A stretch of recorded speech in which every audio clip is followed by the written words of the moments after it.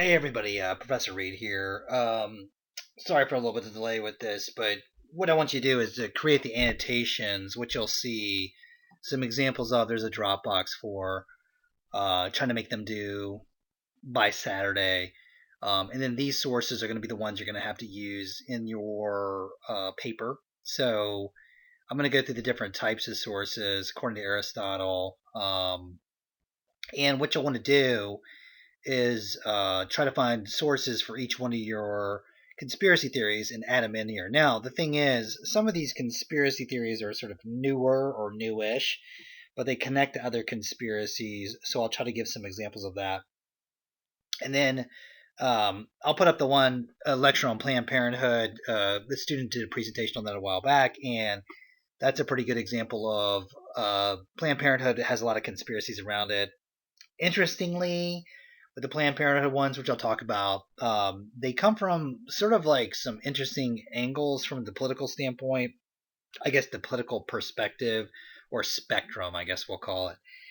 So, whatever conspiracy you're looking at, try to do a little bit of research and find these different types of sources and try to, for the annotation, to do one of each. So I'll go through these, and then hopefully, if you need some help with this, email me. We can set up Zoom meetings, what have you. Keep this pretty simple, but yeah, I think this is pretty straightforward. So there he is. There's Aristotle, a pretty good representation of him, I guess. So if you're familiar with Aristotle, I took a class on Greek philosophy, undergraduate world. So I'm by no means an expert on this, but uh, basically Aristotle believed in different. He studied rhetoric amongst other things, and he broke down persuasive speech into these three sort of categories in terms of different types of speech. Now, you can also apply this idea to like advertisements and that sort of thing as well. So if you're familiar with the old ethos, pathos, and logos argument, another thing that Aristotle thought of, so sort of piggybacking off of that, it's related. But what you'll want to do for your paper is find one source that's forensic, one source that's deliberative, and then one source that's epidemic. And if you got any questions about this, email me. We can also engage the librarians about this. This is something that I think is pretty straightforward.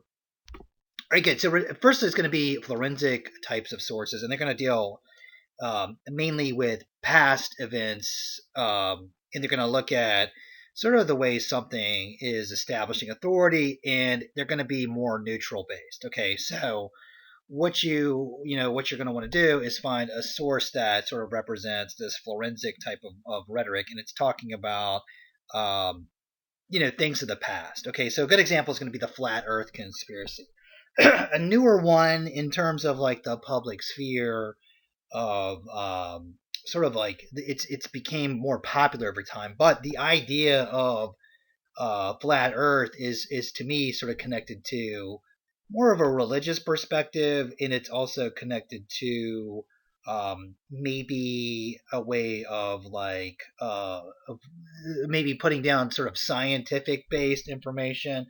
Not that I've seen any studies on it, but I could theoretically understand how maybe somebody could be a flat Earth we'll call them conspiracy theorists here, or a believer in flat Earth. We'll say that, and that then somebody could be sort of like in the realm of vaccine hesitant, or from the conspiracy side, the anti-vaxxers. Okay, so even though you may not have a conspiracy theory that is that new in terms of the public understanding, it probably can expand into other conspiracies that are sort of related, if that makes sense. Now, anti-vaccination or vaccine hesitancy, as some people like to call it, does have this pretty interesting history to it. So if you are writing about that conspiracy theory, for lack of a better term, if you go back to like some of the smallpox vaccinations in the U.S. And in England, there were some anti-vaccination types of movements that are historically, pretty comprehensive. So by all means, you can talk about that. Like that's going to be a conspiracy that has a pretty good wide range of history to it. But there's some conspiracies that are a little bit more. They develop over time, and they're sort of related. Okay.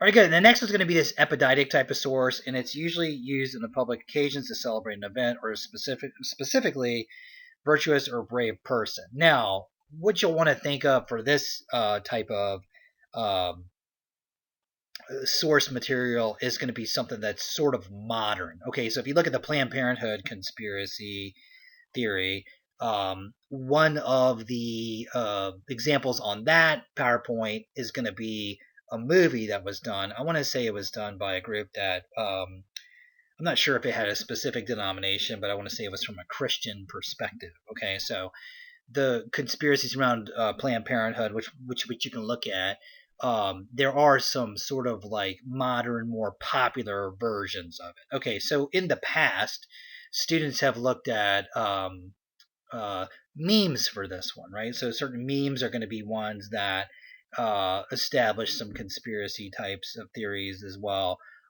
There was a movie called JFK, which was done by Oliver Stone back in the 90s.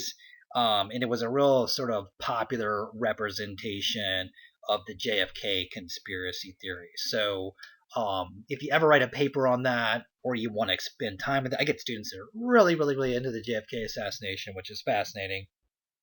But the Oliver Stone movie has this very specific character of Kevin Costner, and it was sort of peak Kevin Costner as well.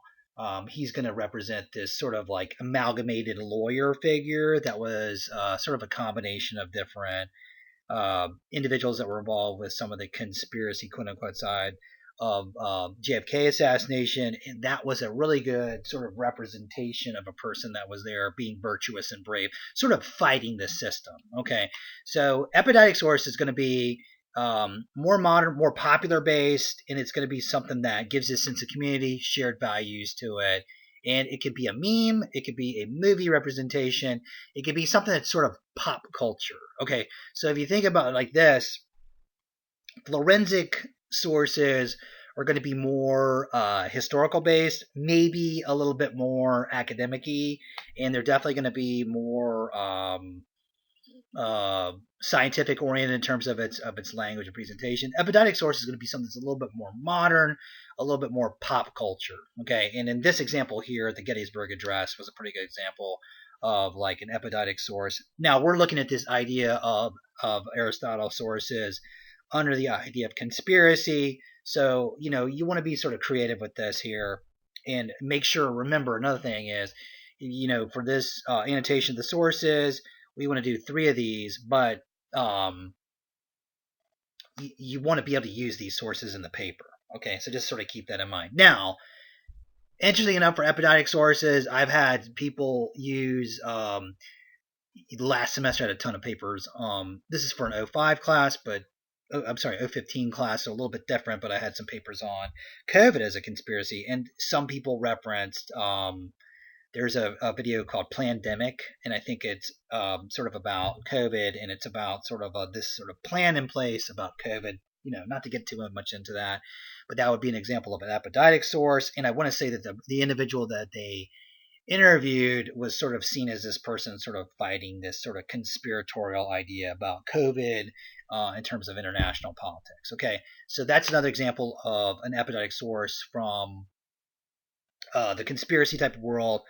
um, there's all sorts of different sources about this that you can utilize. So be creative with this. But I've also had students look at some of the videos that are online, YouTube videos, and they've looked at the comment section and used that as sort of an epidemic source. Now, I don't know if that's going to be something that, from an Aristotle standpoint, from a PhD English type of world, that would be, it sort of like qualifies that, but I think that it sort of captures the spirit of the idea of epidemic in that, because it's sort of like people will duke it out on the internet in a way that creates not only a epidemic source but also a primary source. So if you do have a conspiracy theory that has some momentum online, which is becoming more difficult to find because of YouTube, some of the censorship things going on with that.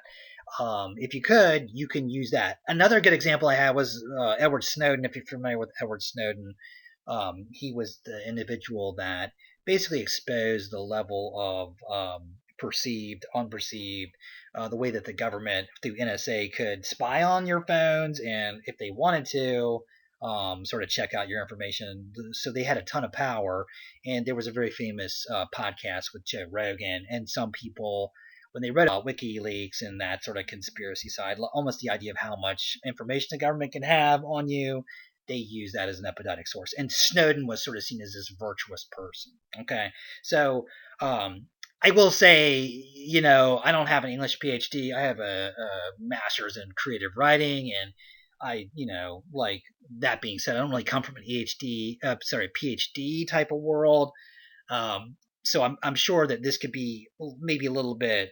I have a little bit more flexibility with this in terms of like what I accept as a source, but the general spirit of the epidetic source is in this idea of like popular and creates this sort of idea for the general public. Okay. And if you think about this, the way you're going to layer the paper and why this is a 202 type of paper is because you're going to layer, like a forensic source, an epidetic source, you're going to layer those in the paper, and it's going to sort of go from this idea of like, what's the historical background, and now what is like sort of the modern representation of it. Okay.